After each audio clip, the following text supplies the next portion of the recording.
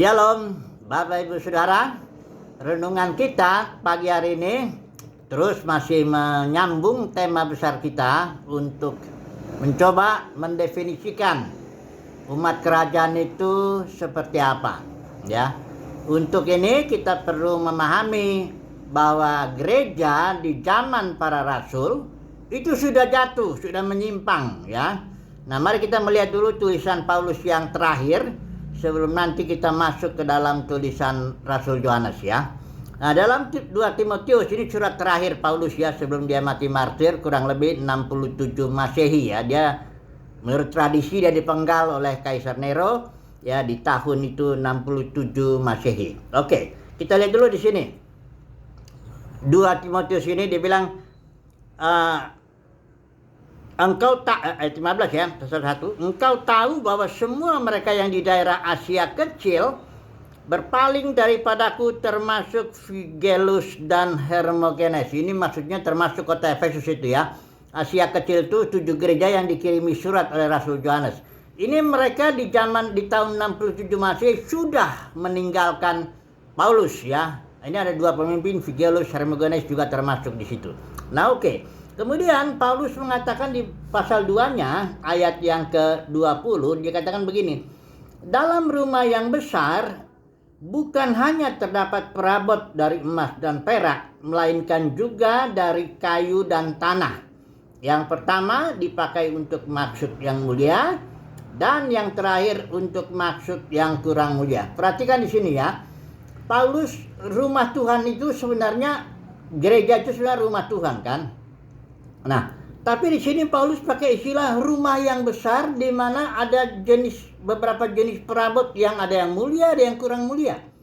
Saya yakin di dalam pikiran Paulus dia tidak sedang berbicara gereja pada saat dia lahir yang masih murni, gereja mula-mula itu, tapi Paulus sudah membayangkan suatu gereja yang besar, yang di dalamnya sudah ada perbedaan, ada mixture, campuran, ya. Nah, saudara lihat bahwa perabot yang dari emas dan perak itu dalam satu rumah, ya, perhatikan, ya. Itu dia tidak terlalu berguna, ya. Tapi nilainya tinggi. Sebaliknya, perabot yang dari kayu dan tanah di sini, kalau di situ di tanah tuh bisa bikin bejana-bejana, ya, itu kan buat nampung air dan sebagainya. Kayu juga mau dibikin meja, mau dibikin kursi, mau dibikin tempat tidur, macam-macam. Itu semua sangat berguna. Kegunaan daripada kayu dan tanah itu jauh lebih besar, lebih tinggi daripada kegunaan emas dan perak. Tapi nilainya itu segumpal emas sedikit itu barangkali sudah bisa menyamai tumpukan kayu yang begitu banyak, ya. Nah, jadi di sini jadi Paulus membayangkan atau mengatakan bahwa di dalam gereja itu sudah ada orang-orang yang hanya sekedar dipakai Tuhan. Seperti kayu dan tanah, ya.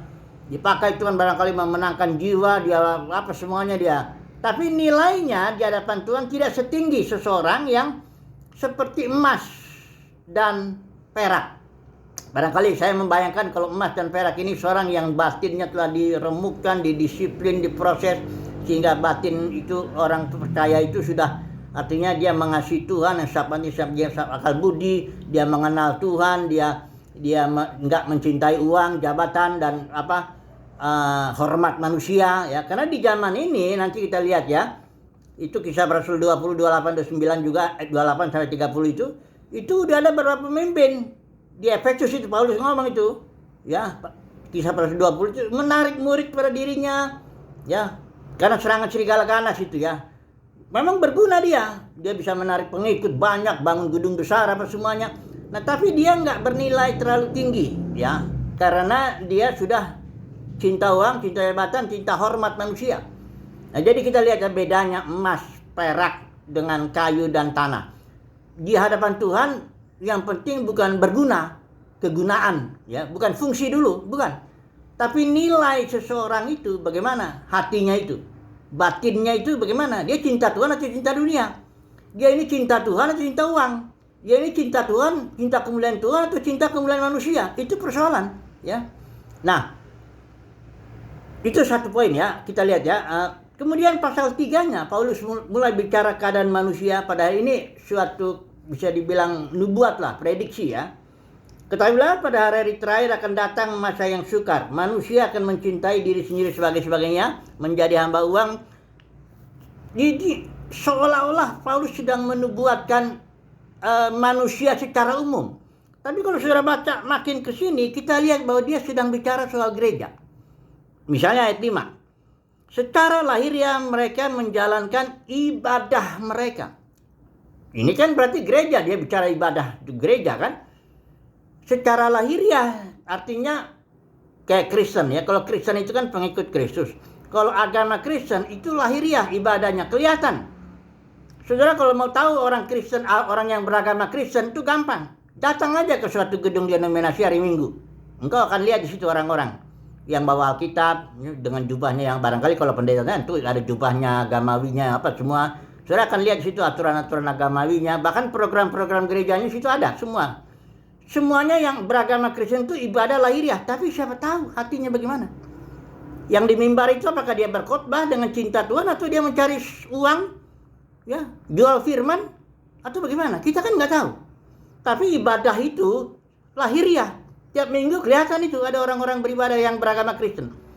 Tapi kalau orang Kristen yang artinya pengikut Kristus, mengikuti Kristus dalam batin tiap hari, entah dia sedang bekerja di rumah, atau dia sedang di bisnis, atau dia sedang di ladang, atau dia sedang dimanapun dia, itu kan nggak gampang diketahui, ya. Nah, tapi orang-orang seperti itu bisa jadi merupakan emas dan perak di hadapan Tuhan ketimbang orang-orang yang di gedung besar itu, mega church misalnya. Kita nggak tahu itu ibadah lahiriah, kita nggak tahu. Apakah mereka munafik? Kemungkinan besar munafik. Kemungkinan besar. Banyak orang udah tahu itu. Saya juga 10 tahun pernah yang begitu-begitu tuh. Jadi, oke lah. 3 poin ini yang tadi pertama Paulus sudah ditinggalkan ya di pasal 1 ya, dan juga gereja itu rumah besar dan nubuat Paulus sudah membuktikan di zaman Paulus gereja sudah merosot ya. Nah, masuklah ke zaman Rasul Yohanes. Itu Rasul Yohanes melayani di tahun kurang lebih 95 Masehi lah. Udah tua sekali nih ya.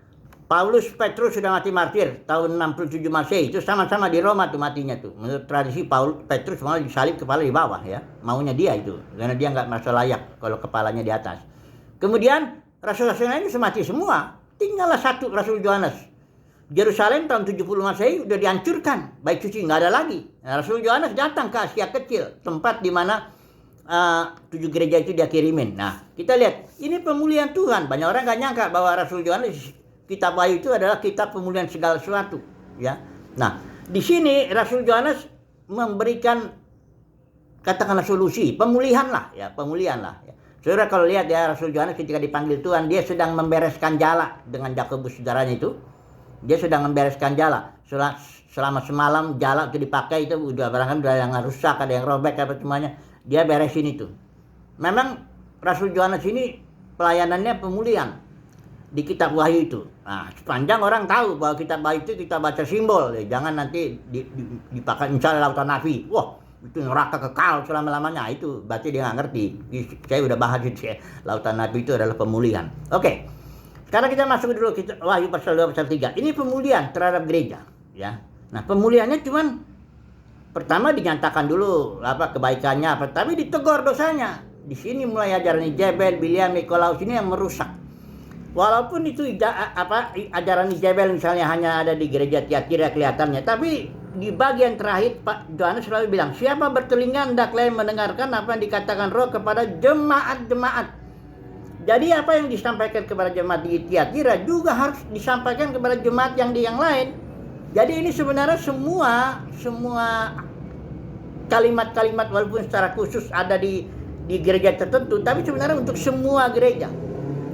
Dan solusinya, pemulihannya adalah Tuhan panggil para pemenangnya.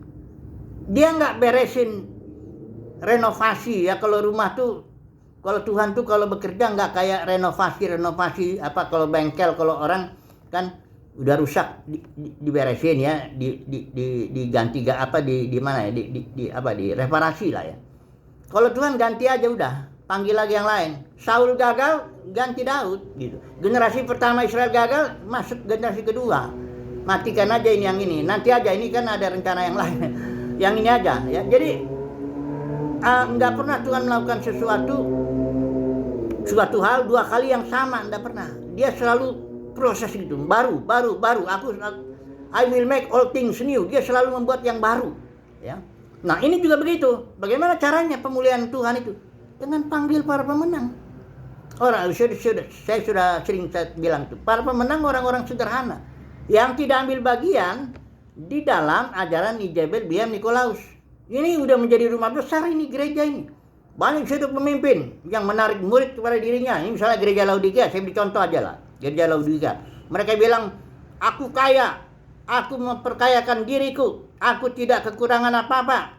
Ya, ini jelas ini gereja mega church ini kalau bayangan saya ini kalau ada sekarang ini konteks sekarang, ini pasti nggak mungkin lah gereja yang melarat, menderita secara fisik, secara roha, secara materi. Mungkin gedungnya besar, uangnya emang banyak, ya kaya. Maka aja dia nggak ngomong kaya padahal miskin, nggak mungkin kan? Tapi Tuhan, di hadapan Tuhan, perhatikan, di hadapan Tuhan, ya. Karena engkau tidak tahu bahwa engkau sebenarnya, kata Tuhan, melarat, malang, miskin, buta, telanjang, maka dinasihatkan supaya beli emas yang daripadaku, ya, supaya engkau kaya, ya, pakaian putih dan sebagainya. Jadi pemulihan ini tetap lah ya, Tuhan panggil para pemenangnya, orang-orang sederhana, tapi batinnya sudah dibentuk, diproses Tuhan. Dia seperti emas dan perak lah, berharga dia di mata nilainya, walaupun fungsinya, gunanya nggak seperti kayu dan tanah liat gitu, nggak seperti, nggak kelihatan lah. Dan misalnya dalam dunia kekristenan yang besar ini rumah besar ini, dunia kekristenan sekarang ini banyak nih perawat di dalamnya nih ya. Ada yang kalau orang mau melayani tuh pengennya tuh kan, saya berguna di hadapan Tuhan kan, tarik banyak murid, bangun gedung besar, tarik uang. Ini kayu dan kayu dan tanah ini ya, berguna dia memang, tapi tidak terlalu bernilai ya. Yang bernilai ini nih ya, orang yang batinnya cinta Tuhan ini ya. Jadi proses Tuhan, dibentuk Tuhan, ini umat kerajaan ini ya, orang-orang sederhana aja yang akan nanti ditampilkan ke Tuhan Yesus datang. Tuhan Yesus datang akan menilai ini, yang mana emas, yang mana kayu ya. Yang dipakai tentu yang emas lah ya, karena sifat dasar Elohim itu emas ya, karakter Elohim itu emas. Jadi umat kerajaan itu apa sih sebenarnya? Ya, umat kerajaan itu kelihatannya nggak terlalu berfungsi ya dalam kekristenan, nggak seperti orang pemimpin yang besar-besar yang bisa narik banyak pengikut, puluhan ribu, 100.000 dan sebagainya, gedung besar apa semuanya, nggak terlalu begitu ya. Umat kerajaan itu orang-orang sederhana yang kelihatannya nggak terlalu berguna, tapi batinnya telah diproses demikian sehingga dia mencintai Tuhan, nggak cinta uang, nggak cinta kemuliaan manusia, nggak cinta jabatan gitu loh ya. Itu kasih karunia Tuhan membentuk batin umat kerajaan sehingga dia dipersiapkan untuk masa berikut, di zaman berikut, untuk menjadi imam-imam dan raja-raja untuk memerintah di bumi ini. Itulah kira-kira hari ini renungan kita untuk mendefinisikan umat kerajaan itu. Haleluya, amin.